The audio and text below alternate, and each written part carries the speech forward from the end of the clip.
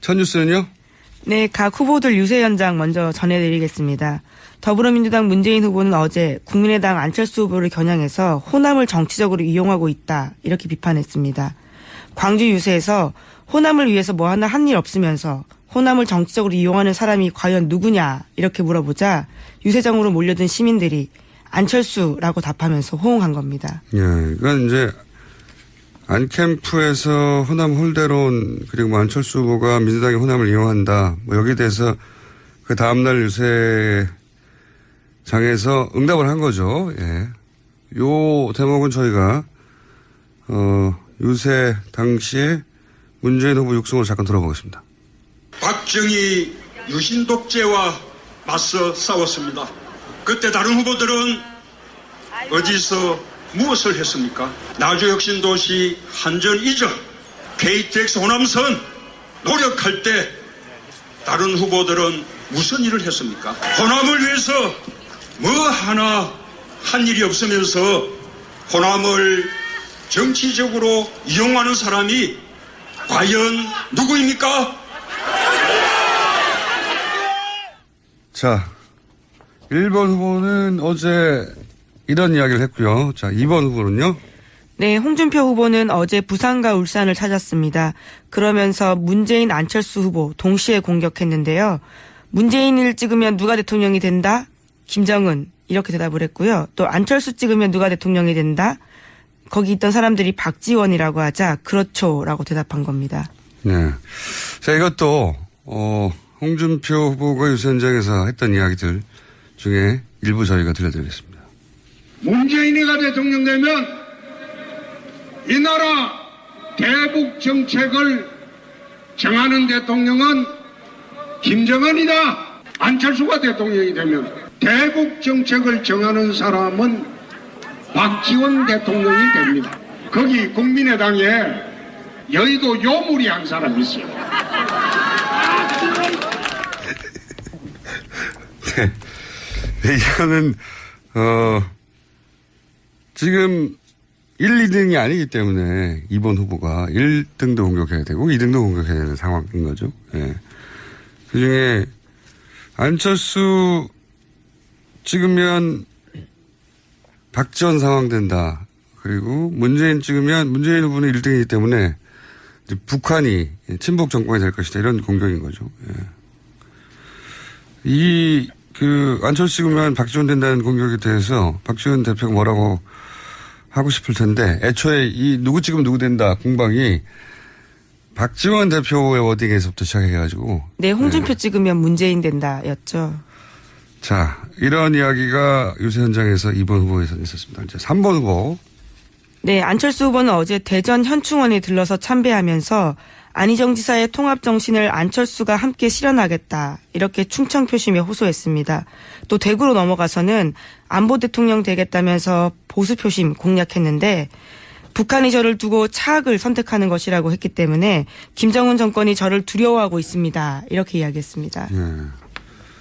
이게 이제 경쟁당의 후보를 거론하는 게 얼핏 말이 안 되는 것 같은데 안희정 지사를 이제 거론했는데 말이 생각해보면 되는 전략이에요. 왜냐하면 민주당이어서가 아니라 안희정이어서 지지했던 충청의 표심 중에 갈 곳을 몰라 하는 사람들은 나한테 와라 하는 전략이니까 들어보겠습니다. 안희정 지사의 문권과 통합 정신 저 안철수가 함께 실현하겠습니다. 개혁의 적임자 누굽니까? 통합의 적임자 누굽니까? 미래의 적임자 누굽니까? 저는 아무리 들어도 이 안철수 후보 발성은 잘 익숙해지지 않은데. 자, 그 얘기는 나중에 하고요. 자, 이런 메시지가 있었습니다. 이제 4번 후보. 예, 일단 한번 쫙 훑어보겠습니다. 5번 후보까지. 4번 후보 유승민 후보는요? 네, 어제 경기 북부권 훑었습니다. 그러면서 중도 보수층 놓고 경쟁하는 안철수 후보 겨냥했는데 안 후보를 향해서 사드 배치를 제일 먼저 반대했다가 호남을 기반으로 한 경선에서 이기고 난 뒤에 찬성으로 돌아섰다면서 국민을 거짓말로 속이는 행위다 이렇게 비판했고요. 또 안 후보가 대통령에 당선되면 박지원 대표가 안철수의 최순실이 될 가능성이 상당히 크다 이런 말까지 했습니다. 홍준표 후보하고 같은 전략이네요. 이 부분은요. 예, 들어보겠습니다. 누가 대한민국 대통령이 되어야지 우리 대한민국이 다시 선진국으로 우뚝 섰고 북한으로부터 국가안보 확실하게 지키고 부정부패 없이 깨끗하게 할 인물인지 봐주십시오. 유승민이 자랑스러운 여러분의 대통령이 되겠습니다, 여러분. 자, 이번에는 5번 심상정 후보. 심상정 후보는 어제 어디서 유세를 했나요, 주로? 예, 어제 계속해서 노동 현장들을 다녔는데요. 네. 그러면서 기자회견도 했습니다. 2022년부터 5시 퇴근제를 순차적으로 도입해서 2025년까지 노동시간 주 35시간 시대 열겠다 이렇게 이야기했는데요. 앞으로의 대선 가장 중요 쟁점은 노동시간 단축이다 이렇게 밝혔습니다. 거의 다른 후보하고 차별되는 지점이에요. 그러니까 일자리를 늘리겠다고 했는데 심상정 후보는 일하는 시간을 줄이겠다고, 예, 삶의 질을 향상시켜야 한다고. 자, 들어보겠습니다. 주 35시간제 도입은 노동시간을 공정하게 배분하고 노동을 존중하면서 일자리를 나누는 경제 정의의 실현이자 일자리 혁명입니다. 열정페이, 공짜 노동에 대해서는 징벌적인 손해배상 제도를 도입하겠습니다. 자, 이게 대선이 진행되고 하면 이제 해프닝도 많거든요. 예, 구설에 오르는 것도. 어제 있었던 해프닝들을 좀 짚어보겠습니다. 네. 먼저 1번 후보요. 네, 더불어민주당 같은 경우에는 어제 문재인 외곽 조직이라고 불리는 더불어 희망 포럼이 있는데 거기에 상임의장인 장영달 전 의원이 선거법 위반 의혹이 나왔습니다. 내용이 뭡니까? 자신이 호남 지인들한테 전화 걸기 운동을 전개하고 악성 루머에 대한 방안을 검토 시행한다. 이런 이야기가 나온 건데요. 회의록입니다. 사전선거 운동에 해당되는 행위를 했다. 예, 그렇죠. 네. 그래서 원래 선대위원장직 가지고 있었는데 그 자리에서 물러났습니다. 그렇군요. 그러니까 외곽 조직이 호남 지인들에게 악성 루머에 대해서 전화 걸기를 해서 좀 해명하라라고 하는 사전선거 운동에 대해 저촉될 수 있는 일을 했기 때문에 상임의장에서 관뒀다. 네. 그런 문제가 어제 1번 캠프에서 있었고요. 캠프는 아니죠. 외곽 조직에서 있었고. 이원 후보 관련해서는요? 네, 어제 홍준표 후보 YTN 모바일 방송 출연해서 설화를 빚었습니다. 집에서 설거지 하느냐 이런 질문 받자 남자가 하는 일이 있고 여자가 하는 일이 있다. 그건 하늘이 정하는 것이다. 이렇게 말했습니다. 이 여성표가 떨어진 소리가 후둑 들리는 멘트인데. 이거 본인이 직접 얘기한 거죠? 그렇죠. 방송 나가서요. 인터뷰에서 한 이야기입니다. 이 논리대로면 설거지는 하늘이 정한 것이다. 이렇게 되는 건데. 네. 뭐 다소 해명을 하긴 했네요. 하우스와이프와 커리어우먼은 별개라고 얘기했지만 이걸로 수습이 될 정도는 아닌 것 같은데. 네. 하우스와이프도 섭섭할 이야기죠. 그렇다고 하더라도. 그러면 커리어우먼만 설거지해서 면제된다. 그런 의미로 이런 들리니까요. 얘기가 되어버리니까. 예. 자, 그런 또 구설이 있었고요. 3번은요. 네. 국민의당 박지원 대표가 광주 유세 도중에 문재인이 돼야 광주의 가치와 호남의 몫을 가져올 수 있다. 이렇게 말실수를 해서요. 화제가 됐습니다. 이건 굉장히 어제 인터넷에서 화제됐던 내용인데 이 대목만 잠깐 들어보겠습니다. 다시 한번 말씀드립니다. 문재인이 되어야 광주의 가치와 호남의 몫을 가져올 수 있습니다. 네, 이제 그걸 듣던 지지자들이 안철수다 이렇게 정정을 해주자 네, 해명을 하게 됩니다. 이제. 네. 워낙 박지원 대표가 문재인 후보를 아침부터 시작해서 밤늦게까지 네, 문모닝이라는 말이 있죠. 안철수 후보가 되어야 합니다보다는 문재인이 되지 말아야 합니다를 더 많이 말하다 보니까 이런 실수가 나온 게 아닌가. 근데 또 현장에서 역시 정치인은 정치인이에요. 노련한.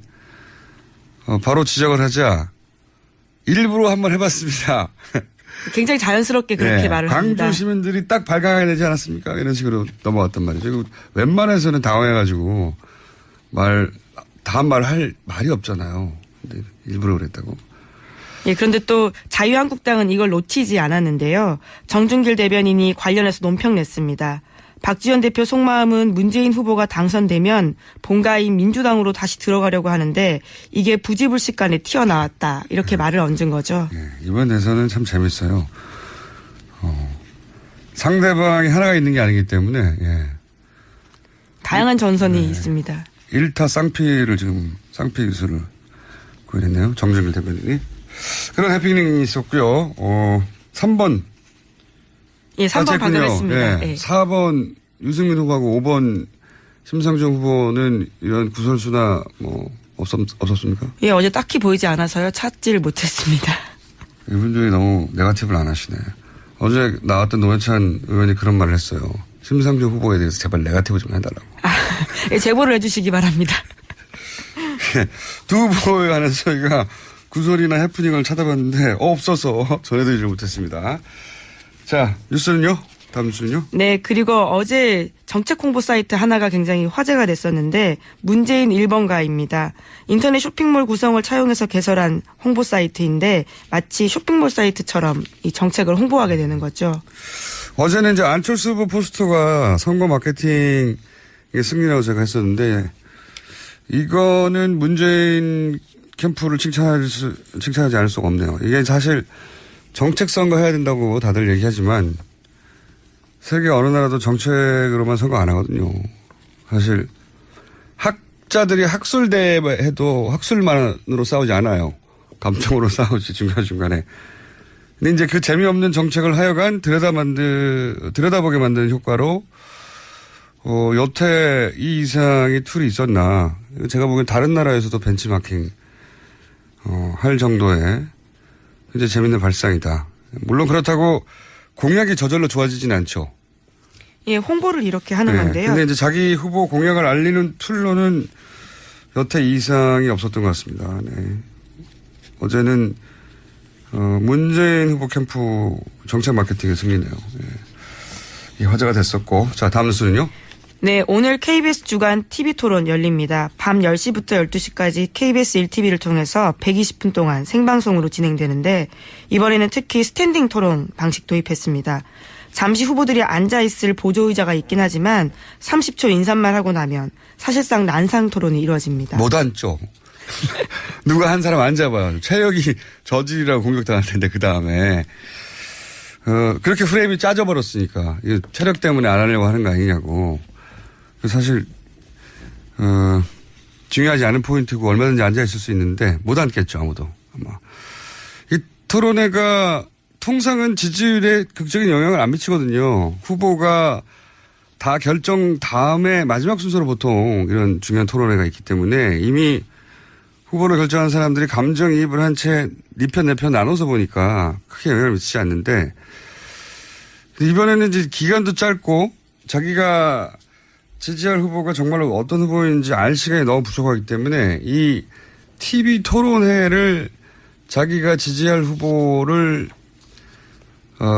골라내는 시간으로 삼아야 되겠다고 생각하는 유권자들이 많은가 봐요, 이번에는. 지난 1차 토론 이후로 지지율이 약간씩 움직이는 걸 보면요. 네. 이번에는 토론회가 예년에 비해서 상당히 중요한 역할을 하겠다. 근데 또 재밌습니다. 보고 있으면요. 굉장히 다양한 설전이 오고 가는데 2012년은 박근혜 후보하고 문재인 후보 사실상의 양강구도 속에서 토론회 형식 자체가 토론회를 할 수 없었죠. 사실상. 예. 자유토론이 사실상 이루어지지 거의 않았기 때문에 그땐 토론회를 할 수 없었어요. 횟수도 얼마 없었고. 그리고 두 후보가 그 양강구도 형성은 굉장히 오래됐기 때문에 지속적으로 후보로 이미 오래전에 자기 후보를 결정한 상태의 토론을 봤는데 이번엔 좀 다르다는 거죠. 그래서 이 토론회가 판세를 완전히 뒤집지 못해도 요동치게 할 소재로 작용할 가능성이 상당히 높다. 그래서 이번 토론회는 시청률도 높고 토론회 이후의 반응도 굉장히 뜨거울 것 같습니다. 예. KBS가 3번 하나요? 예, 아니 KBS 오늘 한 번 하고요. 이제 나머지 토론회가 4번이 선관위가. 남아 있습니다. 선관위 3번이 있고 JTBC가 한 번 있습니다. JTBC가 한 번 예. 있군요. JTBC가 마지막인가요? 아니요, 중간입니다. 선관위가 제일 마지막입니다. 선관위. 선관위는 정치, 경제, 사회로 나눠서 하거든요. 그렇군요. 형식도 지난 SBS 토론회는 형식도 SBS에서 잘 잡았어요. KBS도 그에 못지않게 대결 구도가 잘 선명하게 드러나도록 짧은 시간 내에 잡혀야 할 텐데 궁금합니다. 자, 다음 뉴스는요. 홍석현 전 중앙일보 JTBC 회장이 지난 4월 16일 유튜브에 2분짜리 영상 올렸습니다. JTBC에 대한 청와대 외압이 있었다라는 폭로인데요. 구체적인 외압이 5, 6번 됐고 그중 대통령으로부터 2번 있었다 이렇게 말했습니다. 이 언론사 사주가 정치권부터 대통령으로부터 압력을 받았다 이런 거 폭로한 건 최초예요, 사실. 그렇죠. 예. 게다가 구체적으로 몇 번이 있었고 2번은 대통령이 직접 했다. 뭐 그럴 것 같다는 추정만 있었지. 당사자의 그렇죠. 언론사 사주 정도 되는 사람이 직접 대통령으로부터 들었다. 이런 건 처음이거든요. 근데 재밌는 거는 굉장히 재밌는 포인트는 이 사실 자체가 아니라 저한테는 홍석현 전 회장이 왜 굳이 이 시점에 이거를 굳이 유튜브로 뜬금없이 올려서 폭로했느냐 하는 점이에요. 그러니까 본인이 그런 권력의 압력으로부터도 언론의 자유를 지킨 사람이다. 이렇게 밝히고 싶은 거란 말이죠. 그렇죠? 예. 실제 손석희 사장이 지금도 그 자리에 있으니까 그 공이 홍석현 전 회장에게 돌아가야 하는 건 맞는 것 같은데 이게 사실이라고 전제한 상황에서. 근데 굳이 그걸 지금 이렇게. 근데 또 유튜브에 올린 것도 이틀이나 지나서야 알려지게 됐습니다. 본인이 직접 찍어서. 이거 참 예외적인 상황이에요. 예, 비슷한 형식의 유튜브가 또 있는데요. 같은 자리에서 통일에 대한 자신의 이야기, 대통합에 대한 자신의 이야기 이런 것도 끊어서 올렸습니다. 그러니까 이게 보통은 이런 건 고발이잖아요, 고발. 네, 그 폭로, 고발. 예, 그렇죠. 그러니까 그 권력이 잘못했다라는 고발인데 이 경우는 그게 아니라 내가 그걸 지켜냈다 하는 자랑이란 말이죠. 자랑할 일이 있으면 자랑할 수 있는데 왜 굳이 하필 지금 이 시점에 이런 형식으로 하는가. 그러니까 이번 대선은 모르겠는데 앞으로 그 본인 계획에 현실 정치 참여가 분명히 있는 것 같아요. 그렇게 읽히는. 그렇지 않고서 이럴 이유가 없어 보인다. 구체적으로 언제 어떻게 할지 모르겠지만 현실 정치를 분명히 하려는 모양이다라고 저는 읽었습니다. 이 뉴스를. 네. 굉장히 독특한. 자신이 주도권을 쥐고 자기가 하고 싶은 말만 이렇게 딱 할 수 있는 유튜브 형식이어서 인터뷰가 아니라. 이렇게 생각해 보세요. 삼성 계열 언론사라고 할 수 있죠. 예. 물론 뭐 주식이 직접 삼성과 있지는 않으나 그 차명 의혹도 있었고 여하간 우리나라 3대 매체 중에 한 곳에 언론사 회장이 관둔 직후에 대선 막판에 유튜브로 개인이 찍어서 제가 이렇게 언론 자유를 지켜냈습니다 하는 게 대통령이 그 언론사에 압력을 가했다는 것보다 훨씬 더 드문 일입니다. 참, 왜 그랬을까 궁금해요. 왜? 예. 손석희 사장이 그런 압력을 받았다는 것도 물론 큰 뉴스긴 한데 그거는 그런 말들이 있어 왔잖아요. 근데 왜 하필 이 시점에 이렇게 했을까요? 저는 그게 더 궁금합니다. 자, 시간이 거의 다 됐나요? 다 됐군요. 혹여 최순실 씨 뉴스는 없나요? 예, 최순실 씨 뉴스는 오늘 보이진 않고요. 네. 주옥순 엄마 부대 대표가 검찰 조사 받고 있다라는 뉴스는 있습니다. 화이트리스트 관련해서. 자, 그건 제목만 읽어도 될 것 같습니다. 자, 여기까지 하겠습니다. 지금까지 시사인의 김은지였습니다. 감사합니다.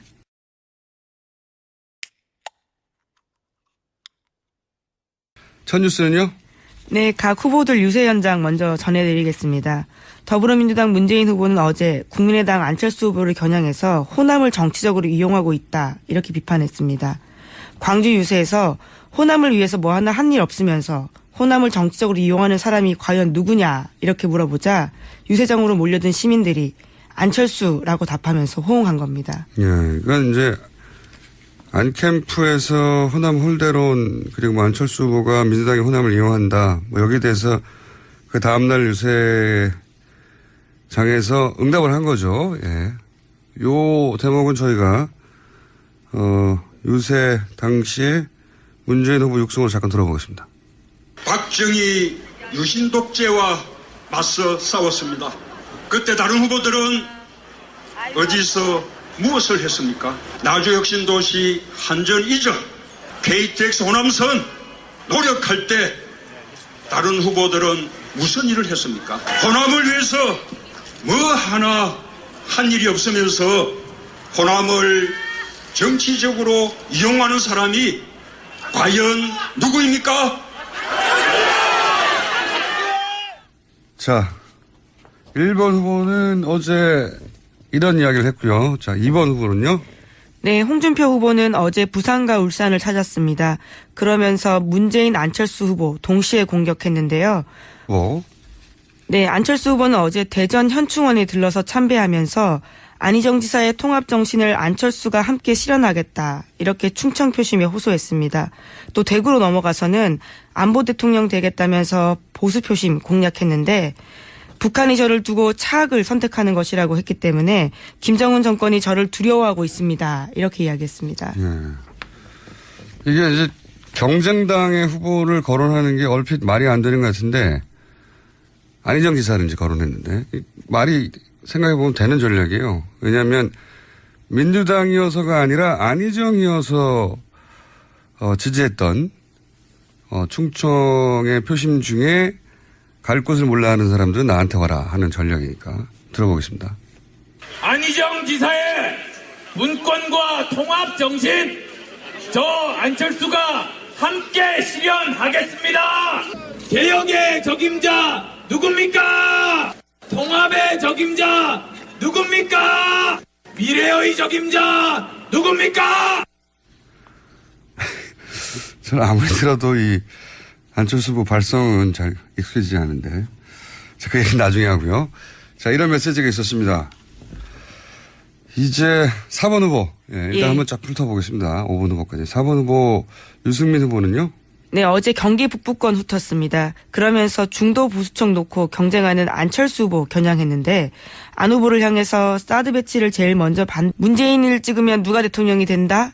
김정은, 이렇게 대답을 했고요. 또 안철수 찍으면 누가 대통령이 된다? 거기 있던 사람들이 박지원이라고 하자 그렇죠라고 대답한 겁니다. 네. 자, 이것도 홍준표 후보가 유세 현장에서 했던 이야기들 중에 일부 저희가 들려드리겠습니다. 문재인이가 대통령 되면 이 나라 대북 정책을 정하는 대통령은 김정은이다. 안철수가 대통령이 되면 대북 정책을 정하는 사람은 박지원 대통령이 됩니다. 거기 국민의당에 여의도 요물이 한 사람 있어요. 네. 이거는 지금 1, 2등이 아니기 때문에 2번 후보가 1등도 공격해야 되고 2등도 공격해야 되는 상황인 거죠. 예. 그중에 안철수 찍으면 박지원 상황 된다. 그리고 문재인 찍으면 문재인 후보는 1등이기 때문에 이제 북한이 친북 정권이 될 것이다. 이런 공격인 거죠. 예. 안철수 찍으면 박지원 된다는 공격에 대해서 박지원 대표가 뭐라고 하고 싶을 텐데 애초에 누구 찍으면 누구 된다 공방이 박지원 대표의 워딩에서부터 시작해가지고. 네, 홍준표 찍으면 문재인 된다였죠. 자, 이런 이야기가 유세 현장에서 2번 후보에서 있었습니다. 이제 3번 후보. 에서는 징벌적인 손해배상 제도를 도입하겠습니다. 자, 이게 대선이 진행되고 하면 이제 해프닝도 많거든요. 예, 구설에 오르는 것도. 어제 있었던 해프닝들을 좀 짚어보겠습니다. 먼저 네. 1번 후보요. 네, 더불어민주당 같은 경우에는 어제 문재인 외곽 조직이라고 불리는 더불어희망 포럼이 있는데 거기에 상임의장인 장영달 전 의원이 선거법 위반 의혹이 나왔습니다. 내용이 뭡니까? 자신이 호남 지인들한테 전화 걸기 운동을 전개하고 악성 루머에 대한 방안을 검토 시행한다. 이런 이야기가 나온 건데요. 회의록입니다. 사전선거 운동에 해당되는 행위를 했다. 예, 그렇죠. 그래서 원래 선대위원장직 가지고 있었는데 그 자리에서 물러났습니다. 그렇군요. 그러니까 외곽 조직이 외곽 조직이 호남 지인들에게 악성 루머에 대해서 전화 걸기를 해서 좀 해명하라라고 하는 사전선거 운동에 대해 저촉될 수 있는 일을 했기 때문에 상임위원장에서 관뒀다. 네. 그런 문제가 어제 1번 캠프에서 있었고요. 캠프는 아니죠. 외곽 조직에서 있었고. 이원 후보 관련해서는요? 네, 어제 홍준표 후보 YTN 모바일 방송 출연해서 설화를 빚었습니다. 집에서 설거지 하느냐 이런 질문 받자 남자가 하는 일이 있고 여자가 하는 일이 있다. 그건 하늘이 정하는 것이다. 이렇게 말했습니다. 이 여성표가 떨어진 소리가 후둑 들리는. 했다가 호남을 기반으로 한 경선에서 이기고 난 뒤에 찬성으로 돌아섰다면서 국민을 거짓말로 속이는 행위다. 이렇게 비판했고요. 또 안 후보가 대통령에 당선되면 박지원 대표가 안철수의 최순실이 될 가능성이 상당히 크다. 이런 말까지 했습니다. 홍준표 후보하고 같은 전략이네요. 이 부분은요. 예, 들어보겠습니다. 누가 대한민국 대통령이 되어야지 우리 대한민국이 다시 선진국으로 우뚝 섰고 북한으로부터 국가안보 확실하게 지키고 부정부패 없이 깨끗하게 할 인물인지 봐주십시오. 유승민이 자랑스러운 여러분의 대통령이 되겠습니다. 여러분. 자, 이번에는 5번 심상정 후보. 심상정 후보는 어제 어디서 유세를 했나요, 주로? 예, 어제 계속해서 노동 현장들을 다녔는데요. 네. 그러면서 기자회견도 했습니다. 2022년부터 5시 퇴근제를 순차적으로 도입해서 2025년까지 노동시간 주 35시간 시대 열겠다. 이렇게 이야기했는데요. 앞으로의 대선 가장 중요 쟁점은 노동시간 단축이다. 이렇게 밝혔습니다. 거의 다른 후보하고 차별되는 지점이에요. 그러니까 일자리를 늘리겠다고 했는데 심상정 후보는 일하는 시간을 줄이겠다고. 예, 삶의 질을 향상시켜야 한다고. 자, 들어보겠습니다. 주 35시간제 도입은 노동시간을 공정하게 배분하고 노동을 존중하면서 일자리를 나누는 경제 정의의 실현이자 일자리 혁명입니다. 열정페이, 공짜 노동에 대해